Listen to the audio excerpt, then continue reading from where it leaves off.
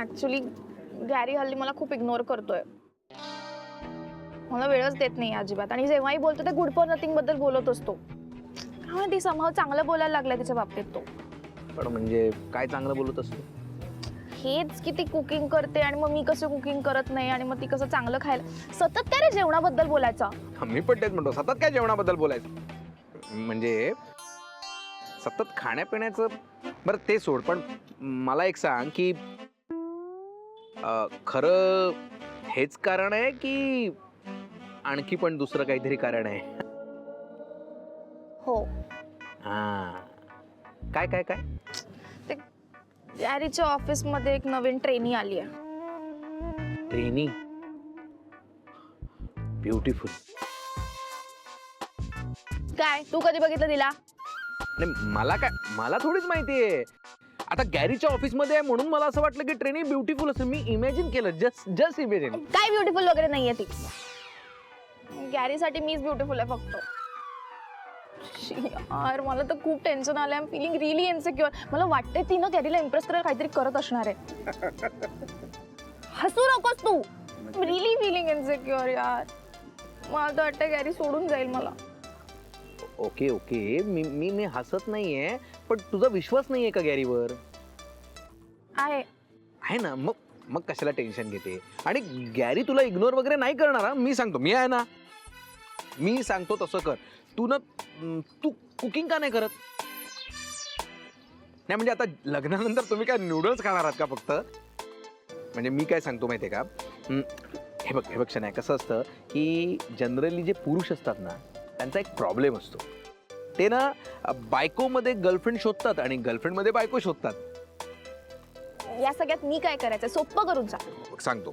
म्हणजे कसं असतं बघ, पुरुषाला ना नेहमी बायको सारखी लागते. म्हणजे अशी साडी नेसणारी, गजरा लावणारी आणि डब्बा देणारी, स्माइल करून अशी वेलकम करणारी, अशी बायको लागते. राधिका सारखी. करेक्ट, तू राधिका सारखं बन. नाही जमणार मला प्लीज. अगं असं कसं नाही जमणार यार? आता तुला काहीतरी करावंच लागेल ना. कुछ पाने के लिए कुछ करना पड़ता है यार. तू राधिका सारखं बन, म्हणजे सगळे प्रॉब्लेम सॉल्व्ह होतील. That's it. दॅट्स इट काय दॅट्स इट? एवढं सोपं आहे का ते? पण इम्पॉसिबल नहीं है ना. देख, तेरे प्यार का ना इम्तिहान है वो, क्या बोलते वो, हाँ, प्रयत्ने वाळूचे कण रगडिता तेलही गळे. शी काय? म्हणजे म्हणजे ते sand crush then oil come out. हो असं होतं?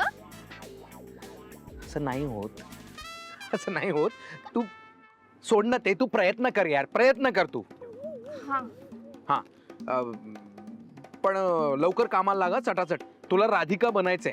हा, राधिका सारखं वागायचंय.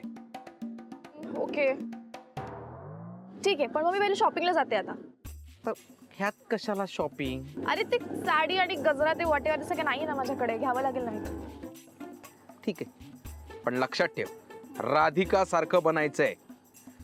आणि आणखी एक आहे, म्हणजे बिल पण तूच पे कर ना आजच्या दिवस. मग माझा खिसा रिकामा आहे यार, नाहीतर म्हणजे बघ. फाईन, ठीक आहे चालेल. मी पे करणार आहे ना. मी खाते, उरलं तर तू खा.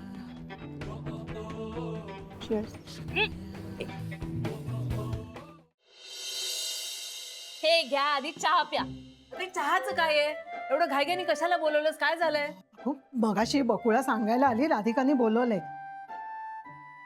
छातीत धडधडायला लागलं माझ्या. हो ना. म्हणलं आता आणखीन परत काय झालं कोणास ठाऊक. हाव, मी इतके काय घाबरून राहिलात? अगं काय आहे सांगा ना, कसला सस्पेन्स आहे एवढा? रेवती तूच सांग बाई. नानी, महाजनी काकू, आम्ही कपड्यांची खरेदी करून आलो. अरे मुली आता असं बोलवतात? घाबरलो ना आम्ही किती. तर काय, अहो, नानीजी सरप्राईज होतं ना. गुडक्याचा सरप्राईज. ताई, हा? दावा ना त्यांना काय काय आणलं नवं नवं ते. हो. दावा तरी. दाखवा आता, चला. हो. हे राधिकासाठी. अरे वा, छान रंग रंग आहे. आहे. हो बुट्टे पण छान आहेत हा. मस्त आहे, छान दिसेल तिला. आणि हे पण. अरे वा, मस्त. हा रंग तर खुलून दिसेल हो राधिकाला. खरंच मस्त आहे.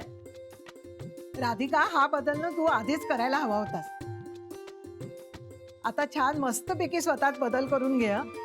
ते काय कर रेवते, तुम्ही काय म्हणता ते मेकओव्हर. हा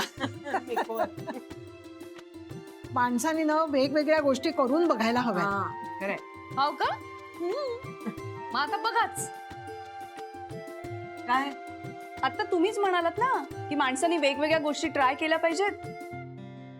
मग आता राधिकाने तुमच्यासाठी सरप्राईज आणलाय. अगं बाई, आता आणखी काय सरप्राईज?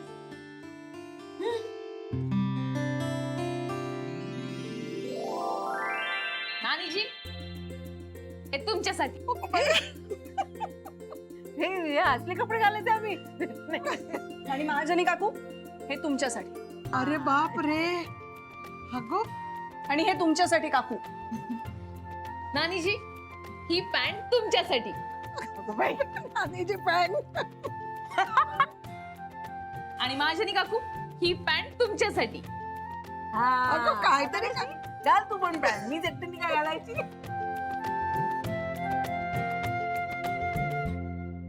राधिका, काय वेडबीड लागले काय तुम्हाला? असं नाही करायचं. आता तुम्हीच म्हणालात की नाही मेकओव्हर झालाच पाहिजे. मग आता तुम्हा दोघींचा मेकओव्हर करायचं ठरवलंय आम्ही. काहीतरीच. आता ह्या वयात कसला आलाय मेकओव्हर? तुमचं वय हाऊस माऊस करायचंय, फिरायला जायचंय, आम्हाला कशाला हे सगळं? नानीजी वय हे मान्यावरती असत. आता आपले नानाजी पहा ना किती उत्साहात असतात.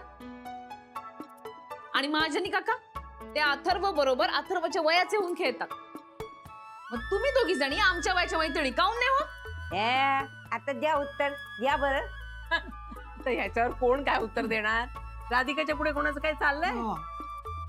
आता तुला आणि मला मेकओव्हर का काय ते करून घ्यायलाच लागणार.